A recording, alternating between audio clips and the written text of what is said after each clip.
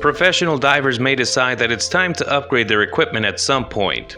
When one's life is on the line, one must consider the advantages of investing in some heavy-duty gear.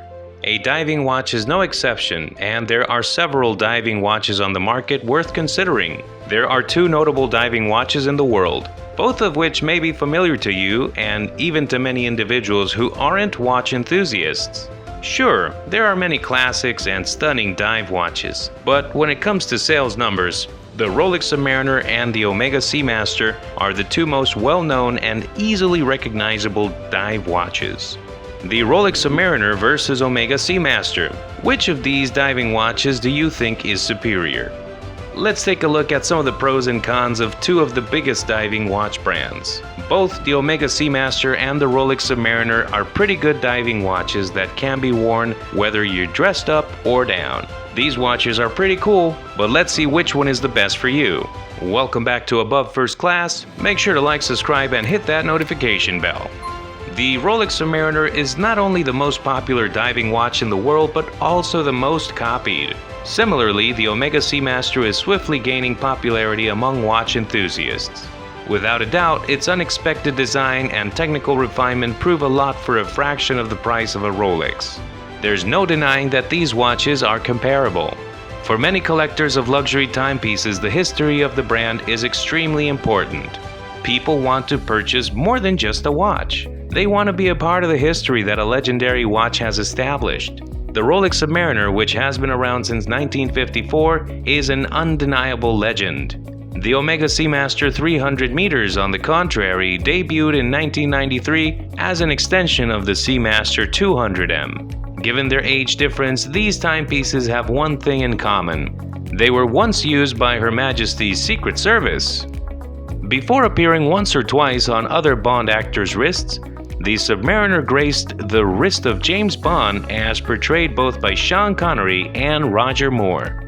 In 1995's GoldenEye, the Seamaster 300M made its Bond premiere with Pierce Brosnan, officially ending the Rolex Submariner's 007 service.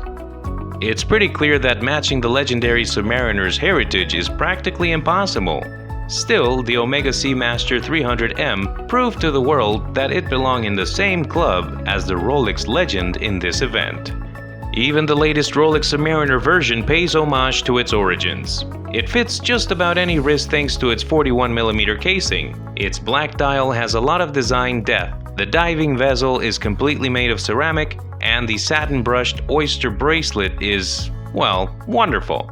Its innovative glide lock clasp is a cleverly designed, useful feature that allows you to shorten or extend the bracelet by a few millimeters without using any tools. Despite its contemporary look, the Submariner is a fairly traditional watch. Compare the latest versions to previous references if you ever have the chance. The only distinctions you'll notice will be after a second closer look. The Omega Seamaster 300M has a lot of similarities with the original 1993 model. Omega, on the other hand, went a step further than Rolex with the design of its latest reference, giving its iconic diver a more modern, nearly futuristic look. Its dial, similar to its bezel, is made of ceramic and is incredibly unique. Anyone who looks at it is instantly hypnotized by its laser-engraved waves. The case is also more complex. This is a larger watch at 42mm in diameter, but it still fits comfortably on most people's wrists. The steel bracelet is more robust than the Rolex Oyster bracelet. Omega created its unique clasp system that allows you to shorten the bracelet by several millimeters. While the Rolex Submariner has a more simple and classic style, the Omega Seamaster has a more modern and bold design. It's no surprise that both models are among the most popular watches of all time, as shown by their separate fan bases. In terms of technology, the Omega Seamaster 300M offers a lot that even today's Submariner can't match. The Omega Seamaster has a water resistance of 300 meters, putting it on par with the other watches. But don't be fooled by the looks. The Submariner is merely tested in a pressure chamber that simulates the pressure at 300 meters below the waves, whereas the Seamaster 300 is really sent to a depth of 300 meters for its rating. Although the Omega Seamaster 300M's power reserve of 55 hours falls short of the Submariner's 70 hours, the Omega offers other technologically significant features. The META-certified caliber 8800 powers the Seamaster 300M, a very precise movement that can withstand magnetic fields up to 15,000 Gauss. The Submariner does not have one of these features. This is also evident with the sapphire crystal caseback on the Seamaster 300M, which allows you to see the automatic movement in action. To be honest, Rolex would look out of place with this. When it comes to the Submariner's technology, we get the feeling that the intention is to keep things as simple as possible. There's no denying that the Rolex icon's inner qualities are unmatched. However, Omega seem to have put a bit more emotion and imagination into their diving watch in this case. Enjoying this video so far? Don't forget to like, subscribe, and hit that notification bell. The dial on the Omega Seamaster 300M is particularly well made. The razor-sharp, laser-etched waves have a computer-animated look to them. Although the quality of this dial is superior to that of the Rolex Submariner, the haptic experience provided by Rolex is unmatchable. It has a soft, smooth bracelet with edges that are sharp and precise. The clasp closes with a pleasing snap that is only topped by the Submariner's unidirectional dive bezel's impressive click. Expect to have goosebumps for every 120 clicks, whether you turn the bezel gently or fast. It is, in our point of view, the overall best bezel on the watch market. Considering the high-quality components, the Omega falls short of this haptic experience. The Seamaster 300M ceramic bezel, which you can't quite turn as accurately as the Submariner's, and to be completely frank, doesn't feel like it belongs on the watch, is the biggest critique. We're hoping Omega fixes this in the upcoming editions.